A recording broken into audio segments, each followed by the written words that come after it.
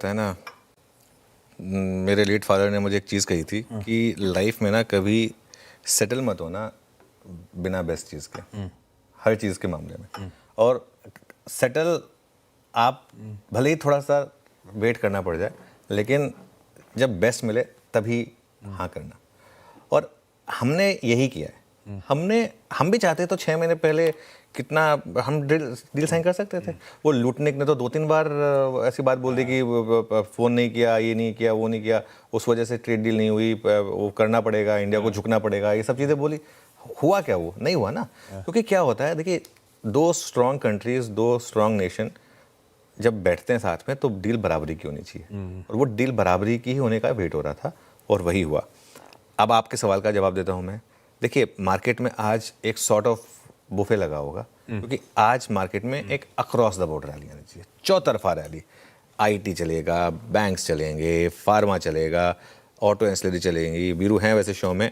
कल मैं और वीरू क्लोजिंग में थे नहीं, लेकिन मैं कल एक चीज़ जो क्लोजिंग में कह रहा था कि कल जिस तरीके से अगर आप भारत फोर्ज, संवर्धन, मदसन, टुवर्ड्स द एंड अगर जिस तरीके के एक मूव्स देख रहे थे, कहीं ना कहीं मार्केट एक होप लेके जा रहा था कि कुछ ना कुछ आ सकता है। आई एम नॉट सेइंग कि मार्केट को पता था, बिल्कुल नहीं पता था, लेकिन कहीं ना कहीं जिस तरीके से आखिरी के 1 घंटे में ये टैरिफ से रिलेटेड स्टॉक्स इन पर्टिकुलर भाग रहे थे, तो एक होप थी कहीं ना कहीं।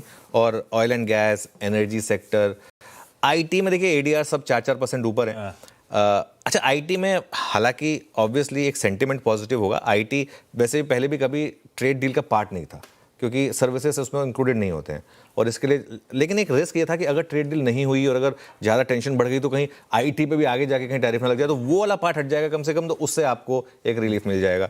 उसके अलावा textile, James and jewellery, shrimp, अब दिक्कत क्या है, इनमें से कोई भी स्टॉक आपको मिलेगा नहीं। ये गोकुलदास एक्सपोर्ट्स, केपीआर मिल्स, ये सब हम कल इनकी बात साल के चार्ट दिखाइए, देखिए कितना पेन में सारे हाँ stocks। हाँ। तो ये अब इसमें इशू क्या है, ये आपको आज मिलेंगे नहीं। ये आज सब सर्किट पे खुलेंगे, ये सारे के सारे स्टॉक्स अब आज सर्किट पे खुलेंगे, अपर सर्किट पे खुलेंगे, तो मिलेंगे नहीं आपको। ये तो अपर सर्किट पे ही लेना पड़ेगा। अपर सर्किट पे आप लेना चाहते हैं क्या, मतलब आप ऑर्डर डालना चाहते हैं क्या, ये सोचकर कि सिर्फ आज का 20% नहीं, आगे भी जाकर बढ़ते रहेंगे, अगर ये आपका व्यू है, अर्निंग्स में वाकई में अगर इम्प्रूवमेंट आएगी, अगर ये आपका व्यू है, तो आप इनको फिर चेज करें। टेक्सटाइल, आई थिंक श्रिम्प बहुत बड़ा सेक्टर हो सकता है। Sea food, I think budget में भी काफ़ी फोकस था सी फूड और श्रिम्प इन सब पर।